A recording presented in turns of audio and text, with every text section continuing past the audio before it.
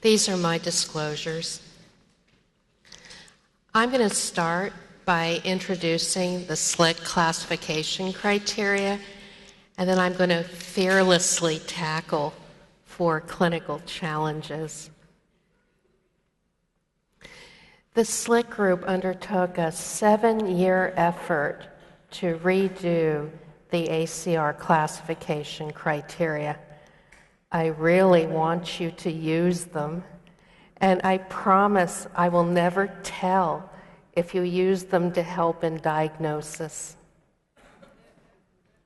There are 2 important principles behind the SLIC classification criteria. The first one is that lupus is an autoimmune disease driven by autoantibodies. So to classify a patient as having lupus, they should have at least 1 clinical criterion and at least 1 immunologic one, adding up to a total of 4. So it's still the rule of 4. The second principle is that lupus nephritis is so important that it can stand alone for classification. For those of you in the pharmaceutical industry, we hope that this will really help in enrollment in lupus nephritis trials. Let's actually go through the criteria. Here are the clinical criteria. The first one now includes not just acute cutaneous lupus, but also subacute, which was left out of the ACR. The second one, chronic cutaneous lupus, is not just discoid lupus, all the different forms, such as verrucous, tumid, lichen planus-like, profundus, they're all there. Number 3 is the same as ACR, oral and nasal ulcers. Number 4 is new, non-scarring alopecia. This is not a patient complaint. This is a physical examination sign where you find broken or missing hairs around the frame of the face or diffuse thinning of the hair. Remember, this is so important that Vicki Worth included it in the Class C, the skin-specific disease activity measure. The next is inflammatory synovitis. Number 6, serositis, is the same as ACR. For number 7, renal, we now include the urine protein to creatinine ratio. Number 8 has been extensively revised. It's not just seizures or psychosis. We added multiple other neurologic manifestations of lupus. Now you remember in the old ACR criteria, there was 1 for hematologic. In our recursive partitioning, it became obvious that it should be split into its component parts. So now you see hemolytic anemia, leukopenia or lymphopenia, and thrombocytopenia being separated. Here are the immunologic criterion. ANA as before, anti-DNA now separated, but please look at the caveat about ELISA assays. The low titers are usually false positives, so the SLIC rule is to count, it must be twice the upper limits of normal. Number 3 is anti-Smith alone. Number 4 is anti-phospholipid antibodies alone, but now anti-beta 2 counts, and in particular, the IgA isotype counts. In our recursive partitioning, IgA anti-beta 2 was a very specific autoantibody for lupus. Number 5 is low complement. I want to hear cheers because it never made any sense why it was left out of the 1982 criteria. Now the last one you're looking at, and you're thinking, why is that there? In the recursive partitioning, the direct Coombs test was very specific for lupus, and the great majority of patients that had it never manifested an autoimmune hemolytic anemia. If they had, it would have been counted on the clinical side. We don't want you to double count things.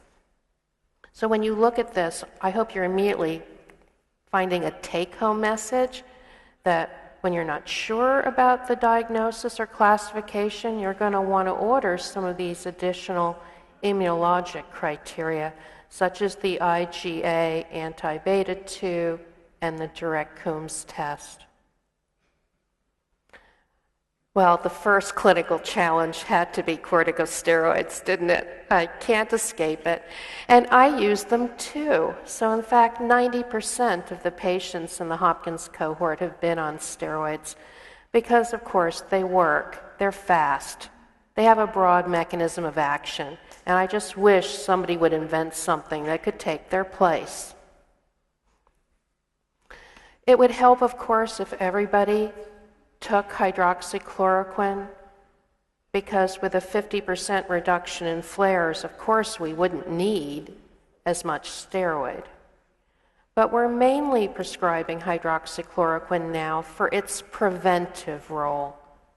And isn't it amazing how much we've learned about the long-term good of hydroxychloroquine in the last 20 years? But it does still have a role for active lupus. And in fact, it should be part of multi-target therapy of lupus nephritis because it triples the complete response rate to either mycophenolate or cyclophosphamide. Natalie Costadoet has drawn our attention to the fact that even when we prescribe a medication, the patient doesn't always take it. And I think the part of her study that amused me was that all the patients who were non-compliant with hydroxychloroquine were keeping their yearly ophthalmology visit. Just to fool us. Now repeat after me. The P in prednisone stands for poison. Another Petri take-home message. So with the Hopkins cohort, I've been able to do these longitudinal analyses that have taught me so much about the harm prednisone causes. And it led me to redefine high-dose prednisone. It's greater than 6 milligrams a day. Because when you get above 6 milligrams, later organ damage goes up by 50%. And when you have to get above 18 milligrams, which of course you and I do every time we treat lupus nephritis, later organ damage goes up 2.5-fold. Now you're going to say, we have to accept this because at least prednisone damage is not life-threatening. It's usually osteoporosis and obviously cataracts, maybe some avascular necrosis. But no, it's much more than that. The damage that prednisone causes can be life-threatening because prednisone is directly involved in increasing the risk of cardiovascular events. In this analysis, we adjusted for disease activity, and we adjusted for all the traditional cardiovascular risk factors. And you see the cutoff? It's 10 milligrams.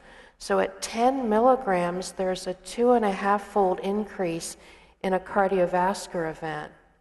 And when you get up to 20 milligrams, the risk goes up 5-fold.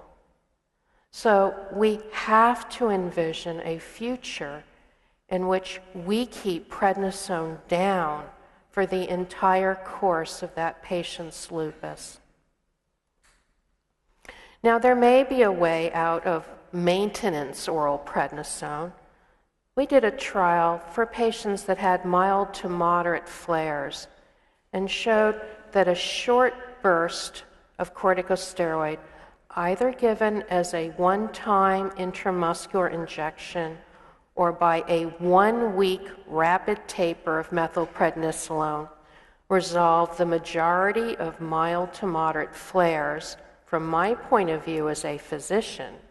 And there was a huge improvement in the quality of life by the patient's point of view using the SF-36.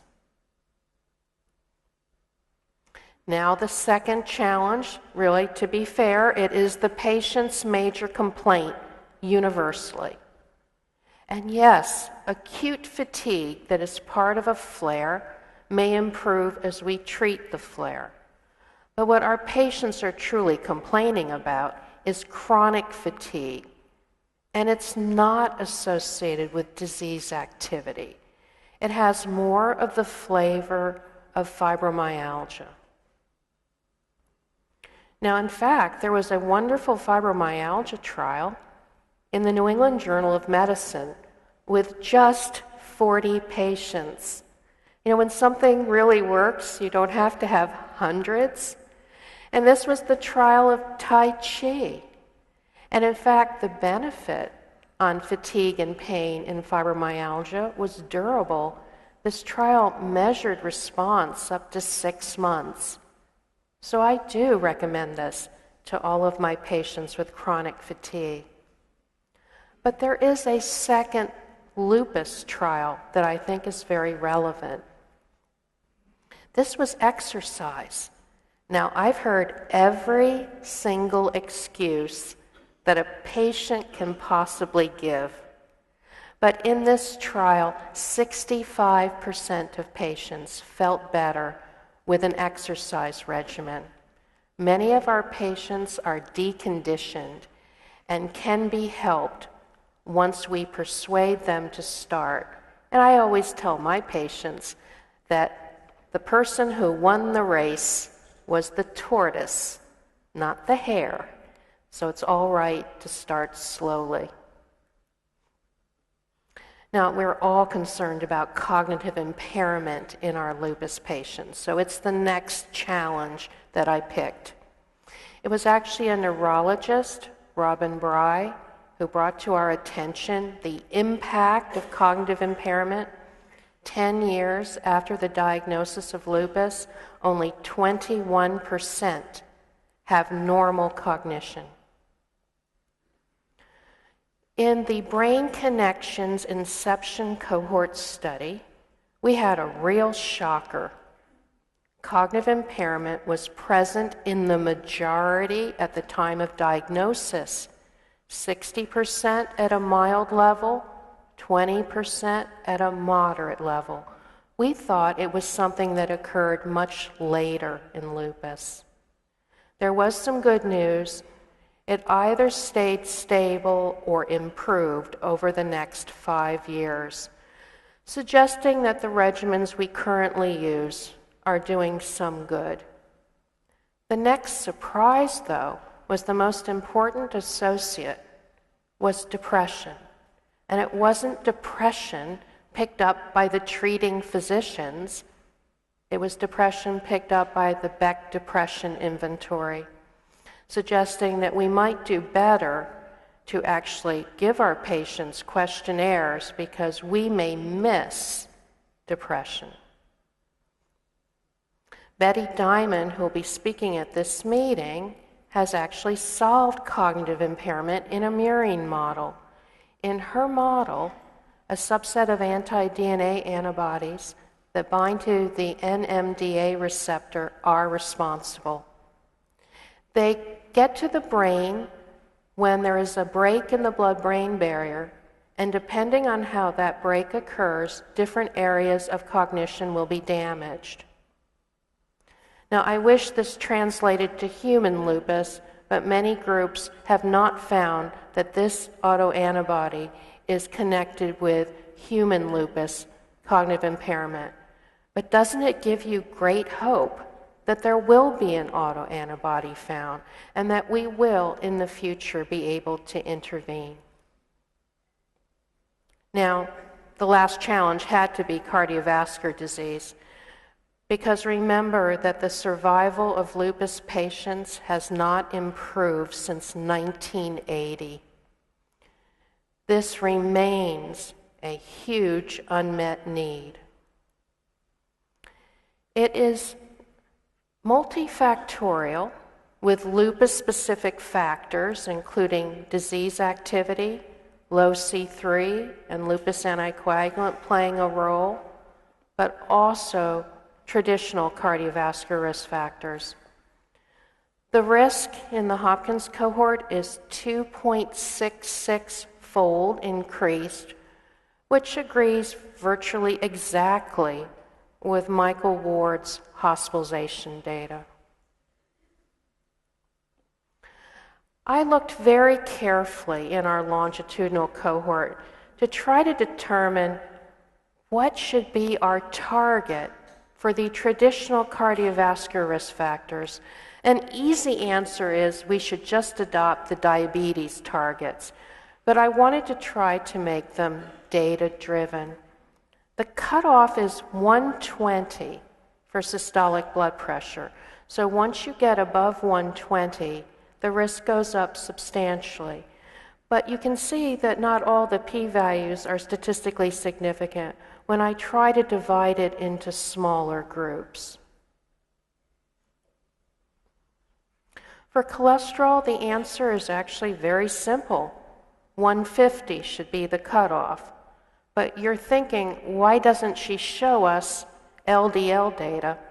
It's because our cohort is organized with a data point every 3 months, and we simply cannot afford to do fasting lipid profiles that often.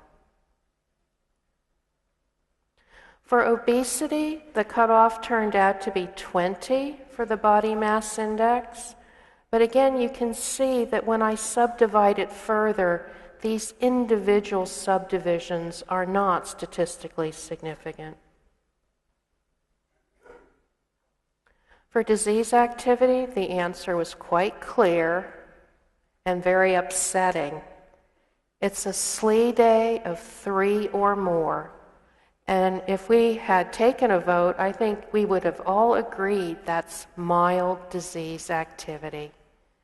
So our goal in the future is going to have to be true remissions for lupus if we're really going to eliminate this risk factor for cardiovascular disease. Now, when we look at the serologies, both low C3 or anti-DNA double the risk of a cardiovascular event. So our future biologics, we're going to want them to help both clinical activity and serologic activity. For antiphospholipid, only the lupus anticoagulant matters. It does double the risk of a cardiovascular event, but anticardiolipin does not. And here, the recent knowledge that hydroxychloroquine reduces thrombosis in antiphospholipid positive patients means it's just another good reason to keep patients on hydroxychloroquine long term. Now, obviously I believe in the power of clinical research and that new tools are going to allow us to advance much more rapidly.